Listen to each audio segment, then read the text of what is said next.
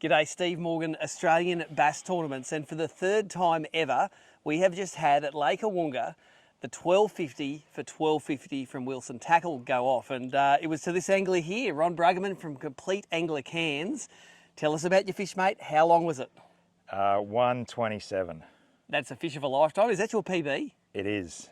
I've got a couple of 122s out of Tinaroo, but that is definitely my biggest one, and definitely the fattest. So let's set the scene. It's the first day of the Venom Barra Australian Open. 22 teams fighting it out on Lake Awoonga. Lake Awoonga just coming back. It's been tough fishing here for over the years, and it's still tough fishing here, but it's tough fishing for bigger fish nowadays. We've seen a lot of giant fish come in. It's an app-based tournament, which means that 1270 millimetre fish converted to just over 33 kilograms on our length weight curve, mate, and that puts you from last to, I think, third place after day one. That one fish is important, isn't it? One fish, yeah. One fish was amazing. There was a couple of teams with bags of like 2 or 3 meteries, and it still, I think, trumped them, so that's pretty cool. That's it. It's like one of those high 120s is worth 3 meteries, literally. Yep. So big fish are rewarded. Now, a couple of things that I'm sure the people watching this are going to want to know is the tackle you caught it on and the technique. So let's start with the tackle. You said you got your rod here, and this isn't the exact lure that you caught it on because you lost that last night, didn't you? Yeah, yeah. I love using mullets, the Xeric mullet in, the red, I think it's the red devil colour, that one there. I like to give them a little bit of inspiration, so I got Eat Me on it. I don't know if it works or not. They may be uneducated and can't read. But yeah, so I run that. The one that I caught it on was pretty much faded white with a slightly dark back on it.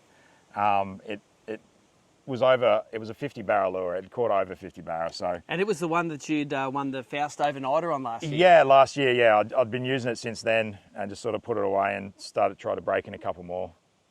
Because the older they get, the looser they are and the better their swimming action, I think. So yeah, I run that with 5X mustard hooks. We've got a Fish Logica Icon rod here. It's a 735 medium light. It's a P2 to 3. It's in my opinion the best rod for throwing a mullet, medium plastics and stuff like that.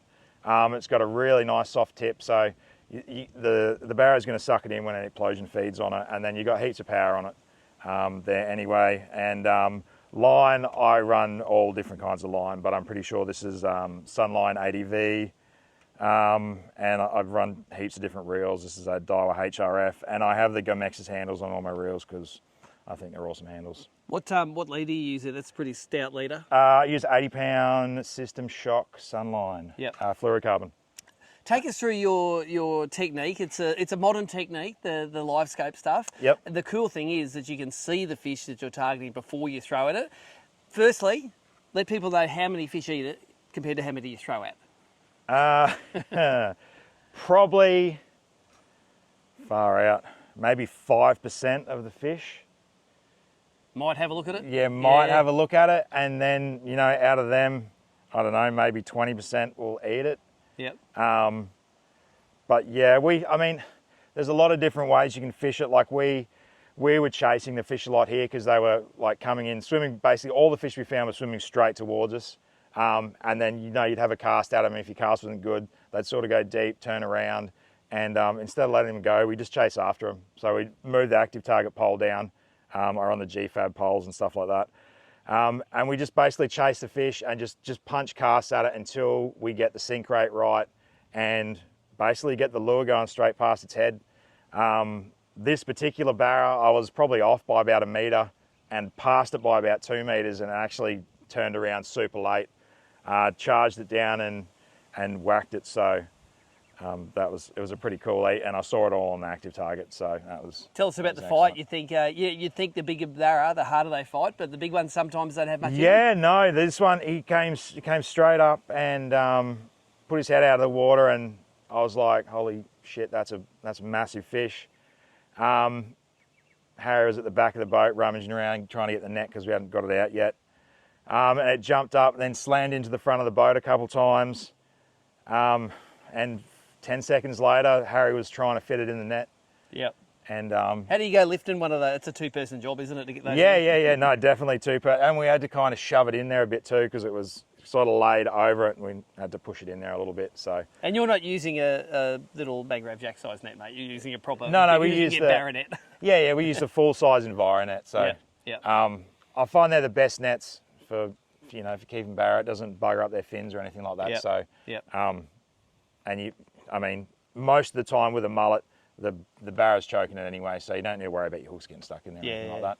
So the $1,250 worth of Wilson tackle paid for by Wilson's. The condition is you had to use some Wilson tackle to get it, and that's the one there, the live mullet. I reckon everybody on tour has these in their box now. Yeah, they should, definitely. If you scope, in my opinion, I know a lot of guys use your retics and stuff for scoping and that, but I think the way we do it, I don't think there's anything better than a mullet. It's a super subtle presentation. It doesn't do that much in the water. The tail just moves slightly. Yep. And the sink rate on it is perfect. And and also we got the mustard hooks there, which are that's not a factory. That's an extra one you've added on there. So extra hook. The extra hook on there. Yeah, I don't run the standard hooks or rings on anything, any lure. I always beef them up. How important is it to have your reel matching the lure? Very important. You got to have the whole thing sort of looking good, and that's what's awesome about the Fish Logic rods. They look amazing.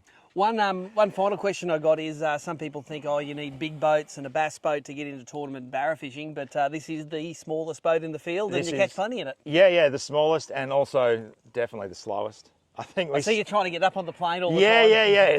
It doesn't like it, and I've done a bit to it in the last couple of months, and it's probably made it just a little bit heavier, so it has a bit of trouble getting out of the water. So if anyone wants to sponsor me an engine, I'd like a bigger one. Well, there you go. There's the 1250 of the 1250. Gone off for the third time here at Awoonga. The first two times were Teamborough at Teamborough, and we go to Teamborough later this year, mate. So see if you can double up in the 1 year. That'd be grouse. Awesome. Thanks.